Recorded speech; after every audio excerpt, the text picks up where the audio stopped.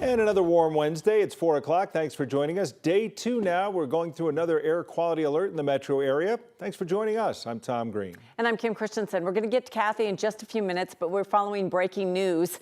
Within the last hour, we have learned Nikola Jokic's brother has been charged for punching a fan during a Nuggets playoff game at Ball Arena. 9 News Investigates broke this story, getting the affidavit. Jeremy Hohola has been looking it over, and he joins us now with more. Jeremy. Yeah, hi there. You'll remember a viral video of one of the Jokic brothers getting into a fight with a fan. Originally, the fan who was hit declined to file charges, but has since changed his mind because of his injuries. This video went viral after the game back in April. According to the affidavit that was filed in Denver court on Friday, Nikola's brother, Strahinja, has been charged with third-degree misdemeanor assault. He's accused of punching the victim in the face. The victim later went to the doctor and claimed he suffered with a concussion. The victim, who we are not naming, initially declined to press charges. He says in the affidavit he was worried about retaliation and the safety of his family.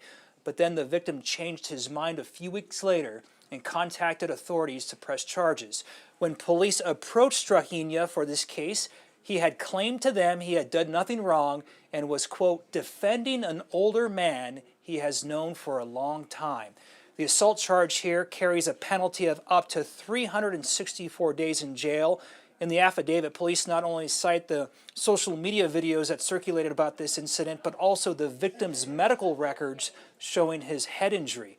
Strahinja Jokic is due in court on this case on August 21st for his arraignment. And we've learned he's been in trouble with Denver police before. We're diving more into his legal troubles coming up at 9 News at 5 o'clock. Live in the newsroom, Jeremy Hohola, 9 News.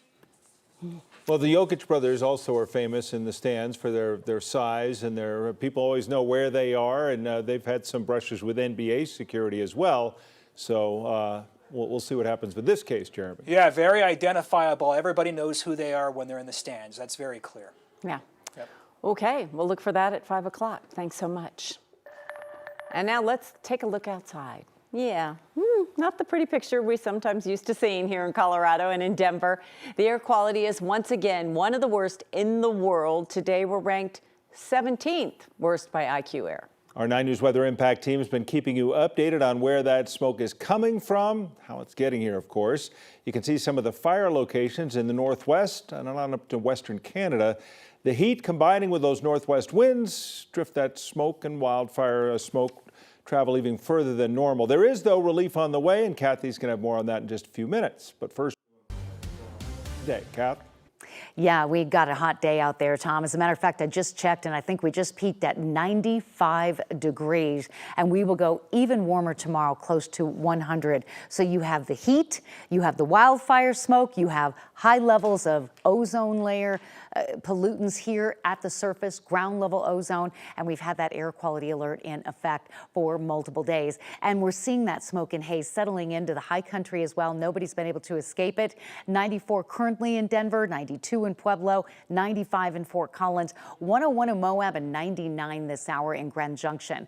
Winds are pretty light out of the east, not enough to mix out those pollutants, and so we continue to watch that smoke plume ebb and flow. And where you're seeing the bright yellow is where we're seeing those heavier smoke and pollutants just kind of bring really bad air to those folks out on the eastern plains. So by 3 o'clock in the morning, Denver's air improves, but those of you east of Akron, Lyman, and Byers out there, you're going to be dealing with some bad air overnight. And then tomorrow, the plume lifts north, and tomorrow we see really some major improvements statewide with a shift in the weather. So we think it's possible this air quality alert will be reinstated for Denver. It's still in effect for much of southern and eastern Colorado. And we're tracking some thunderstorms. They're moving from north to south.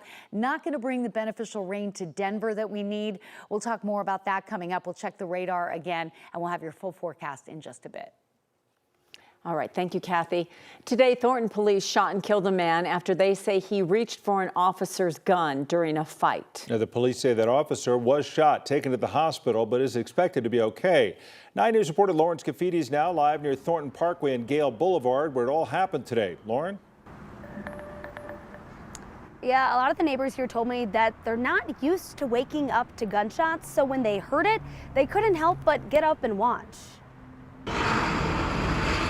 Before neighbors saw all of this happening right outside their homes in the middle of the night, Muchos miraron por las ventanas they heard it. y cerquita, prácticamente cerquita. In the time he's lived at Gale Boulevard and Thornton Parkway, Hace 8 años. Adalberto Rojas has seen plenty of commotion out the door, but these gunshots were different. Fue una y luego otras corridas.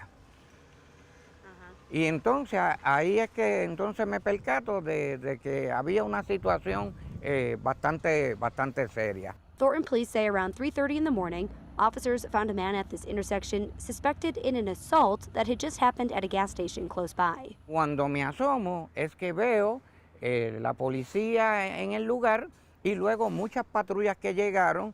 Thornton police say a fight broke out between the man and officers, and the man tried to reach for the gun of one of the officers. The officer was shot. It's not clear by whom or with what gun, but police say that officer had a hard time holding onto his own gun. Another Thornton officer shot and killed the man. La policía que llegó trataron de darle los primeros auxilios, dándole CPR a la persona que estaba en el piso. Entonces llegaron las ambulancias inmediatamente.